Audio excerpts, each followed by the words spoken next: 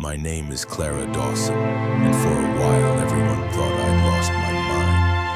Not because I actually had, but because the people closest to me needed the world to believe I had.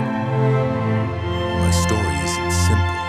It begins with loss and ends with something stolen. Not just money, but reputation, dignity, sanity. It started when my father died. I was his only child, his pride, his world. And he made it very clear in his will. Everything goes to Clara. The house, the land, the accounts, and even the antiques from generations ago. All carefully detailed in the inheritance papers. When I first told my husband Ethan about it, he seemed supportive, smiled, hugged me, said all the right things. But later that night I caught the look he shared with his mother, Margot. A look I couldn't explain then, but I'd learned to fear it later. Margot had never liked me. She always thought I was too soft, too dramatic, and too emotional. In other words, she thought I was weak. So when I inherited more money than her entire side of the family combined, I became a problem, a threat. At first it was subtle, small things. I'd lose track of my keys and find them in the freezer. Forget conversations I knew I had, only for Ethan to say they never happened. One time I woke up and the front door was wide open. I swore I had locked it. Ethan just raised an eyebrow and said, "Are you sure you're feeling okay, babe?" I started doubting myself, writing things down, setting reminders, keeping a journal. But even then, entries would go missing. Notes I'd left on the fridge would disappear.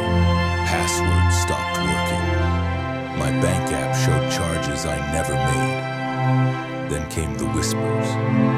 At a family dinner, Margot chuckled and said to Ethan's aunt, "Clara's always been a little fragile. Since her dad passed, it's gotten worse, bless her heart." I stared at her in shock. But when I confronted Ethan later, he said, "She didn't mean anything by it. You've been a little off lately." Then came the big one. I had a panic attack. At work, my hands went numb. I couldn't breathe, couldn't speak. They rushed me to the hospital, and when Ethan arrived, he looked almost pleased. 2 days later, I was called into a mandatory wellness evaluation. I didn't know who had requested it, but I found out later. Ethan. The therapist seemed kind at first, until she started asking questions like, "Do you ever feel like people are working against you? Have you ever blacked out? Do you hear things others don't?" I left that session feeling more confused than ever. And worse, I found out Ethan had already told most of his family that I was seeing a psychiatrist because she's unstable. The worst part, they believed it. Soon after, Ethan asked to take over managing my father's estate. "Just until you feel better, Clara. You need rest. You're stressed. I can handle the paperwork." I refused, and that night, I woke up to find him standing in the doorway just watching me sleep. When I asked what he was doing, he smiled and said, "You were talking in your sleep. Sounded like you were upset." I locked the bedroom door after that. A week later, I received notice from the family attorney. Ethan had filed a petition with the court, claiming I was mentally unfit to manage inherited assets.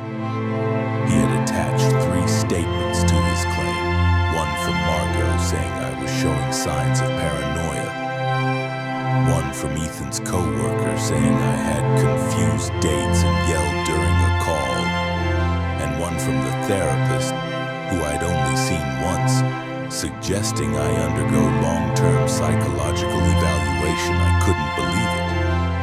He was trying to have me declared incompetent to take control of the money, the house, my life. And just like that, I realized this had been the plan all along. I didn't sleep the night I read those court documents. How could I? My husband, the man I once trusted more than anyone, was trying to erase me, legally. I couldn't prove it yet, but I knew. The mistakes I'd made, the keys in the freezer, the therapist recommendation, the rumors. It wasn't bad luck or grief.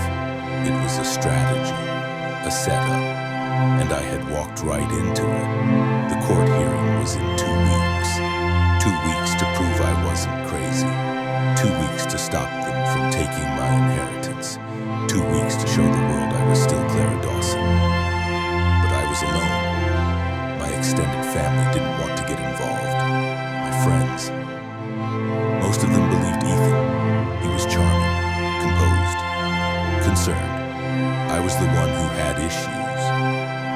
So I started small. I pulled my phone out and began documenting everything. I set up a voice recorder under the living room table, one under the bed. I bought a nanny cam and hid it behind the bookshelf. I recorded my phone calls, my therapy session, my medication bottles. I started emailing myself timestamps every time something strange happened. And then I did something I never thought I'd do. I went to visit my father's lawyer, Mr. Claymore. He hadn't spoken to me since the funeral. I assumed Ethan had gotten to him too. But when I walked into his office, he stood up with a warm smile and said, "Clara, I was wondering when you'd come." That's when I knew I wasn't as alone as I thought. I told him everything about the missing notes, the hospital, the evaluations, the court filing. He listened quietly, then opened a locked drawer, pulled out a sealed envelope.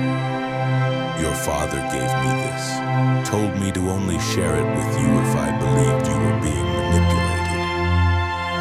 Inside the envelope, a copy of my father's original handwritten will, a second copy with Ethan's handwriting on it dated weeks after my father died, and a note from my father that said, "Don't trust Ethan. I've seen the way he looks at the money. I hope I'm wrong." I nearly dropped the letter. Mr. Claymore looked me dead in the eyes and said, "Clara, your father suspected this long before you did. We had a case, but we needed more." That night I returned home with my phone in my hand, a recording tucked in my coat pocket. I told Ethan I'd be signing the estate over soon, that I was too tired to fight anymore. And just like that, he let his guard down. He started talking, laughing with his mother about how easy it was, bragging about how no one would believe the little sad girl who can't even remember where she put her purse. And that was all I needed. I sent the audio to Mr. Claymore.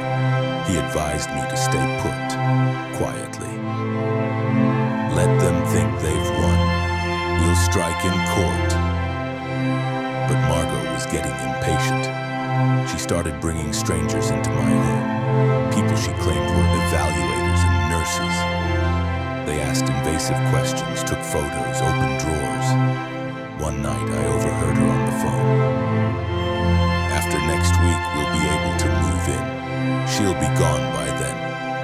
Institution or hotel doesn't matter." That was the moment I snapped. I walked into the living room, looked her straight in the eye and said, "You'll never live in this house, Margot, not while I'm breathing." She scoffed. "We'll see about that, sweetheart." But what she didn't know was that everything she just said had been recorded. The morning of the court hearing, I stood in the mirror for a long time. I didn't see a woman broken by grief, or a woman confused, fragile, or hysterical. I saw a woman who had been gaslit, manipulated, lied to, and had survived anyway. Mr. Claymore met me on the courthouse steps. He handed me a folder and whispered, "Today we don't just defend your sanity, son. We bury their lies." Ethan was already inside, wearing a gray suit, a somber expression. Margot was with him, dressed like she was attending a funeral. Fitting, really. They were about to witness the burial of their plan. The judge began the hearing by reading the petition. According to Ethan, I was mentally unwell, prone to confusion, and unfit to manage high-value estate matters. He even brought a counselor to testify, one who had only spoken to me for 10 minutes. But when it was my turn, I didn't flinch. Mr. Claymore stood beside me and submitted the original will with my father's handwriting, the altered version in Ethan's handwriting, the recordings of Ethan and Margot conspiring, a written report from a forensic handwriting expert, and a statement from my current licensed therapist confirming I showed no signs of mental instability. Then he played the audio. Ethan's voice, clear as day. "Once we get her declared incompetent, we can move in. She won't even know what day it is." Margot's laughter followed. "She's always been a little unhinged. We're just giving the world what it already suspects." The room fell silent. Ethan's attorney looked like she wanted to disappear. Margot turned pale. Then I stood up, and for the first time in weeks, no, months, I spoke freely without trembling. "This isn't just about money. This is about power, control, and abuse wrapped in politeness. They used my grief to make me doubt my mind. They tried to isolate me, erase me, and steal what was mine." The judge didn't even need time to deliberate. Petition denied. All claims of mental incompetence dismissed. An official inquiry into fraudulent manipulation of legal documents was launched against Ethan and Margot. Outside the courthouse, the press was already buzzing. Word had leaked about the audio files, about the will forgery. A reporter asked me, "Do you have anything to say to your husband?" I looked directly into the camera and said, "You can lie for a while, but the truth doesn't need a mic. It just needs time." That night I returned to my father's house, my house, and walked every room like it was my first time seeing it again. Because in a way, it was. I wasn't the same Clara anymore, and I didn't need to be. A month after the hearing, I sat in the very same lawyer's office that once delivered my father's will. But this time it wasn't about defending my sanity. It was about rewriting my story. Ethan and Margot were officially charged with fraud, defamation, and attempted coercion.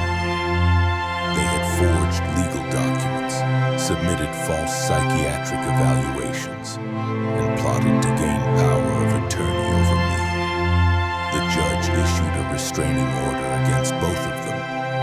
They were forbidden from coming within 500 feet of me or the estate. Their reputations ruined. Their social circles vanished. Ethan lost his job. Margot was shunned by the very society she once prided herself on impressing. Poetic justice. I didn't want to gloat. I just wanted peace. But when I saw Ethan's name flash on my phone weeks later, I answered, not out of curiosity, but out of closure. His voice was a whisper. "Clara, I lost everything. I made a mistake. Please, I need help." I paused, then calmly said, "You didn't make a mistake, Ethan. You made a choice," repeatedly. "I thought we were in this together," he murmured. "We were," I replied, "until you decided power was more important than partnership, and now you'll live with that." I hung up, blocked his number, and never answered again. After that, I started therapy, real therapy, with someone I chose. For the first time, I began to heal not just from Ethan's betrayal, but from the years of walking on eggshells around people who used kindness as camouflage. I also started a blog, anonymously at first, where I shared my story. I called it Unwritten Diagnoses. It exploded. Thousands of women messaged me saying they too had been called crazy, to silence them, to control them, to take something from them. One comment stood out. "Thank you, Clara. I thought I was the only one. You helped me believe myself again." And that, more than the house, the inheritance, the court victory, made everything worth it. A year passed. I turned the old study in my father's home into a support center. A real one, for women going through similar legal battles. We partnered with attorneys, therapists, and financial advisors. We helped them reclaim their voices. We named it after my mother, who had passed when I was young. The Helena Project. Because if she had been here, she would have believed me from the very start. On the one-year anniversary of the court hearing, I stood in front of the very same mirror from that morning. But this time, I didn't see a woman fighting to prove her sanity. I saw a woman who had nothing left to prove. They tried to call me crazy. They tried to erase my name from everything I had earned, but I stayed. I fought. I won. And in the end, I took back not just my inheritance, but myself.